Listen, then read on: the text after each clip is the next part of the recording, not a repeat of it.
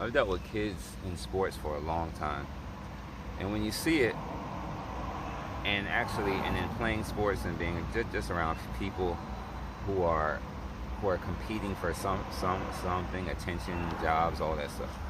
When you start to, you'll see insecurity appear in a lot of different ways, and the ways that it comes up often is an attack on someone. So if you see a person that's criticizing another person who isn't even aware of them, is looking at them, but didn't even know they were there, and they start criticizing you, and you where is this coming from? You got to understand that something he sees in you, he or she sees in you, that they envy, and so your presence in some space is making them uncomfortable and insecure. And insecurity is one of the most vile attributes that anyone can have if they allow it to infect their soul. Because if you're insecure, you're always going to want people to not strive to be great.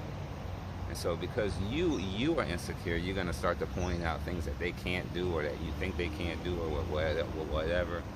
And I see it in youth sports a lot, because there's a lot of kids who don't put in the work, but want to have the success or accolades of another person. And oftentimes the other person isn't really, a standout star, but they work their ass off, and they're like really focused on getting good. And they're going to end up being a star. And that's what they see, is that they're like, this work ethic and him being in these spaces, or her, is causing me to feel like I'm less than, because I haven't put in the work, and I haven't went through, the pain, the failure, and all the stuff that it's clear that this person has been through. So you gotta watch for insecure people around you, and try and eliminate them as fast as you can, as soon as you recognize them. And you're gonna have the feeling like, oh, I could probably help them, and try and do all this. No. There's a time and a place that you can help people.